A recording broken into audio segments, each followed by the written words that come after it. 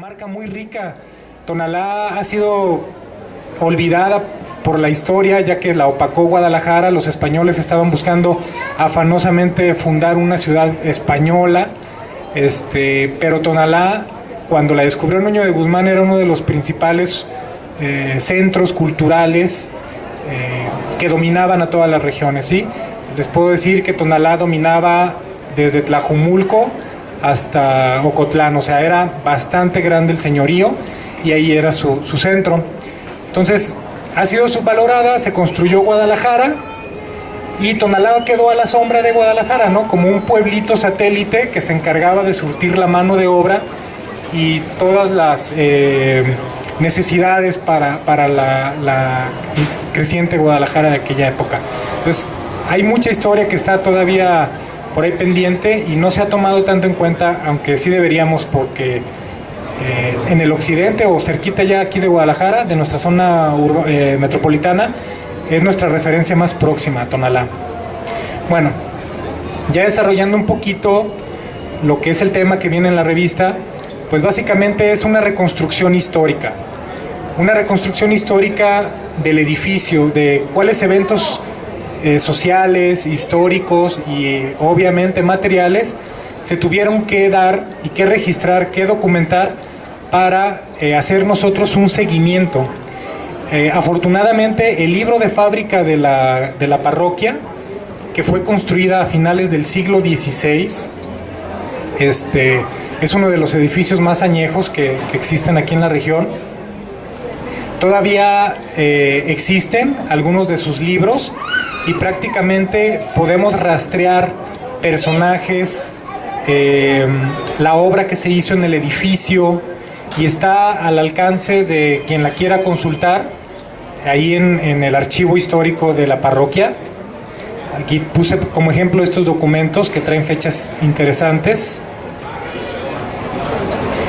Y esta es una línea de tiempo donde abarca desde la conquista de Tonalá en 1530, la transición de franciscanos agustinos en 1573, cuando inician las obras de construcción de la obra de la capilla principal, cuando tenemos los arcos de la nave, etcétera. Entonces, son una serie de datos interesantes en los que están basados sobre los documentos de los libros de fábrica, y pues completamente es una labor completamente científica. Podemos ir a encontrarlos y ya es conocimiento, como comentaba el compañero Eric, que es parte de la historia que quizás unas personas ya daban por sentado que cuáles eran las etapas constructivas, pero aquí hay unos hallazgos nuevos. Esa información, para las personas que les interese mucho, pues está contenida en la revista y es parte de la difusión e investigación que se tiene que hacer de nuestro patrimonio. Aquí tenemos algunos elementos arquitectónicos de la parroquia. Algo muy interesante y por lo que se distingue la parroquia es en la esquina izquierda superior, un arco botarel. Ese arco botarel daba acceso a lo que era el panteón. Antes no teníamos panteones extramuros, sino que todos eran ahí dentro de las iglesias, en los claustros, cuando ustedes caminen, en los atrios, cuando caminen ahí en San Francisco, por los jardines, pues alguna vez fue un cementerio.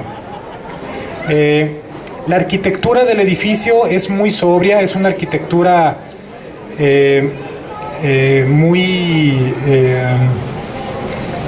tranquila, en el sentido de que no hubo mucho dinero para invertir. Tonalá desde entonces ha sido pobre y va a seguir siendo pobre, pero de todas maneras hay muestras de las distintas etapas arquitectónicas por las que puede pasar un edificio tan viejo, desde el neoclásico, desde barroco, desde un estilo manierista muy sobrio, etcétera. También hay muchísimos sistemas constructivos a lo largo de todas esas temporalidades, y un hallazgo muy interesante es una clave que se encuentra justamente debajo del arco. Si se fijan, es una Es un caballito y está montado sobre él Santiago Apóstol.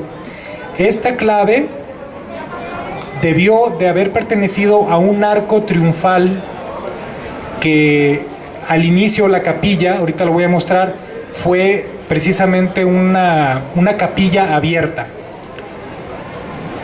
Okay.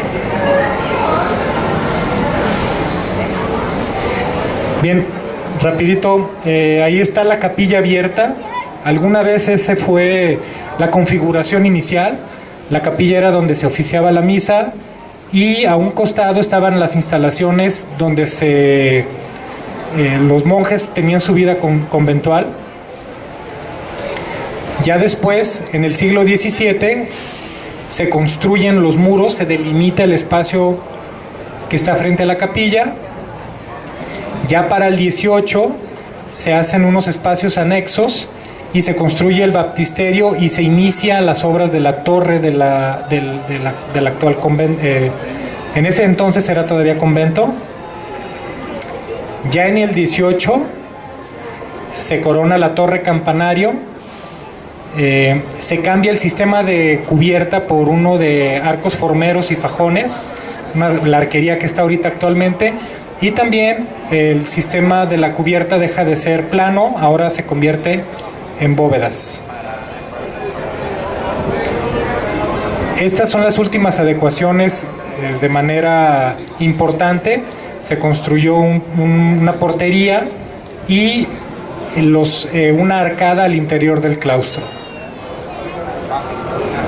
Finalmente el cementerio deja de serlo, se pasa al cementerio municipal en las afueras de la población y vamos a tener las plazas, los atrios que rodean el exterior del ingreso.